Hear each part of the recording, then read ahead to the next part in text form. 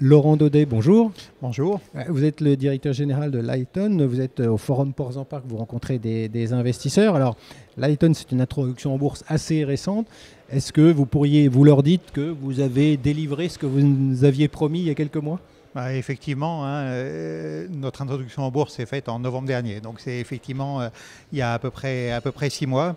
Et depuis, beaucoup d'accélération, effectivement, des innovations dans le produit, des nouveaux contrats et une expansion internationale intéressante.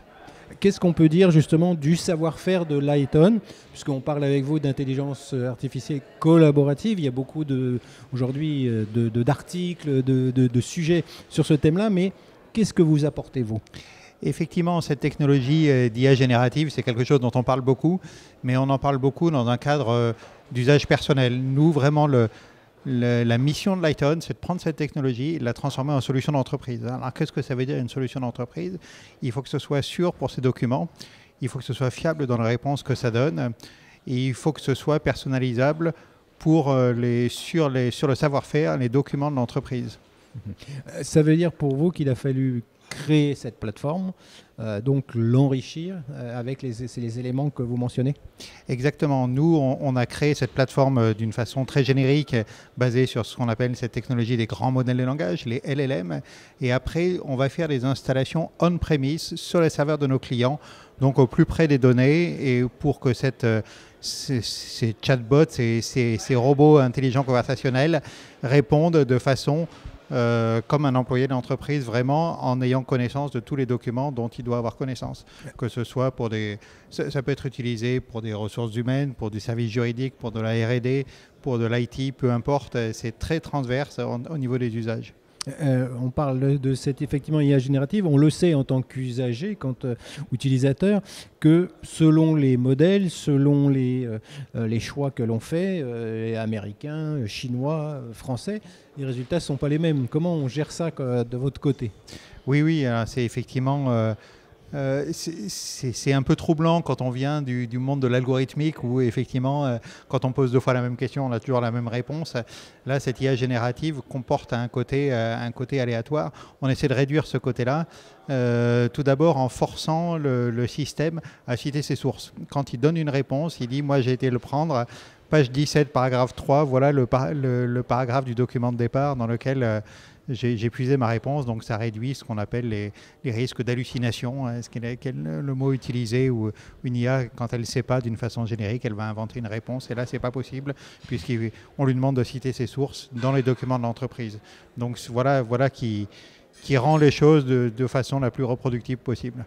On parlait de sujets pour les entreprises. Il y a un sujet qui a quelques années peut-être été complètement mis de côté, mais qui aujourd'hui, compte tenu de l'actualité, est au cœur de leurs interrogations. C'est le sujet d'intelligence économique, c'est-à-dire qu'est-ce qu'on utilise comme IA qui ne laisse pas traîner mes propres données. Exactement. Donc ça, c'est cette idée chez nous de cette notion de souveraineté à prendre en 2 sens. Il y a un sens souveraineté sur la technologie, plutôt utiliser des technologies soit open source, soit des technologies françaises, etc. Ne pas dépendre de technologies américaines ou chinoises. Et puis souveraineté aussi sur les données, comme on fait de l'installation on-premise.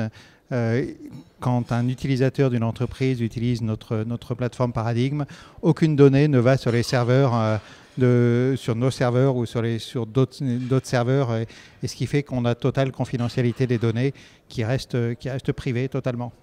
Oui, ce que j'avais pu voir lors d'une présentation d'investisseurs d'une entreprise dire, en parlant de celui de Microsoft pour citer cet exemple, trop intrusif.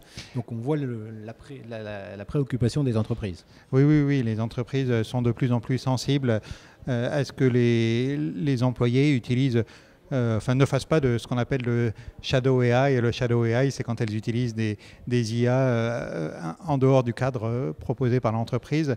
Et dans ce cas-là, les documents vont aller partir sur des serveurs à Palo Alto, à Shenzhen ou que sais-je encore. Là, nous, on propose au contraire à nos entreprises clientes d'internaliser toute cette technologie de façon à ce que tout reste sur leur propre serveur. Alors vous avez signalé un certain nombre de succès commerciaux au cours des derniers mois depuis cette introduction en bourse. La levée de fonds a été réussie. Est-ce qu'aujourd'hui, elle a déjà servi pour des sujets concrets, des projets concrets?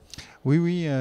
Si je peux donner un exemple qui marche très bien, c'est On travaille par exemple avec le Conseil régional d'Île-de-France où on a mis en place un système de support informatique sur tous leurs services IT, tous leurs documents de support informatique ont été mis sur la plateforme Paradigme, ce qui fait que les 2500 personnels de la région Île-de-France peuvent poser des questions simples et avoir une réponse instantanément 24 heures sur 24, 7 jours sur 7 sur tout le support, ce qui réduit très significativement le nombre de tickets qu'il faut utiliser par leur infogérant, donc qui fait économiser de l'argent à la région finalement.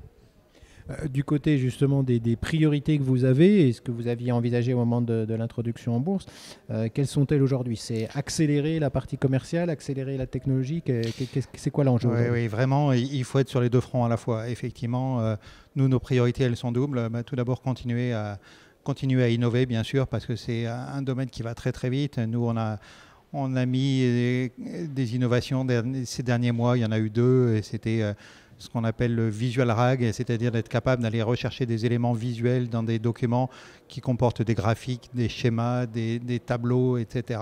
Donc ça, c'est la première innovation. Deuxième innovation, c'est ce qu'on a appelé Modern BERT, c'est pour faire de la recherche de documents de façon plus efficace. Donc voilà, continuer à innover. Les agents intelligents, c'est la nouvelle version qui va venir. Et puis sinon, la conquête commerciale, effectivement, c'est notre deuxième objectif, d'embaucher plus de commerciaux, ce qui a été le cas ces dernières semaines, de façon à aller à l'international aussi, en Europe, au Moyen-Orient, qui sont de deux marchés si privilégiés, dans des verticales comme la banque et l'assurance, la santé, la high-tech, et les services publics également. Quand il y a quelques mois, ceux qui n'étaient pas dans le secteur ont découvert DeepSeek, le chinois, ça a été un événement de portée mondiale, c'est-à-dire que certains investisseurs se sont dit, finalement, est-ce que la tech américaine qui a dépensé des milliards, elle est au niveau, alors que là, avec quelques millions, dizaines de millions d'euros, même pas, on arrive à faire, entre guillemets, la même chose. On a eu l'impression que finalement ce secteur-là était remis en cause. Vous l'avez vécu aussi. Est-ce qu'aujourd'hui, vous êtes conforté dans les choix que vous avez faits? Oui, effectivement, ça montre, l'histoire DeepSeek montre que des petites entreprises comme DeepSeek ou comme Lighton sont capables d'innover au meilleur niveau. Nous, on pense également ne pas avoir à rougir de la qualité de notre produit par rapport à ce que font les géants américains. Une petite équipe hyper focalisée. Nous, on est focalisé uniquement sur les solutions d'entreprise, ce qui est un peu notre spécificité, notre unique selling point, comme on dit, USP, et ça nous offre une chance. Ce qui est intéressant aussi avec DeepSeek, c'est que des Chinois ont développé ce modèle-là et le mettent en open source aussi, donc c'est bon pour la communauté. Et nous aussi, ça fait partie aussi de notre stratégie, nous appuyer sur l'open source et de contribuer à l'open source très fortement. Les petites sociétés doivent se reposer sur la communauté pour croître. Le mot de la fin, les investisseurs qui sont ici veulent savoir un peu comment va se passer 2025, qui a déjà débuté, on est à la moitié de l'année. Vous, ça se passe bien et vous pensez avoir de bonnes perspectives sur l'année? On pense avoir de bonnes perspectives. On confirme notre objectif d'un ARR de 6 millions d'euros, comme on l'avait précisé au moment de l'IPO. Donc voilà, objectif ambitieux mais réaliste. Merci Laurent Daudet d'avoir été avec nous. Merci beaucoup.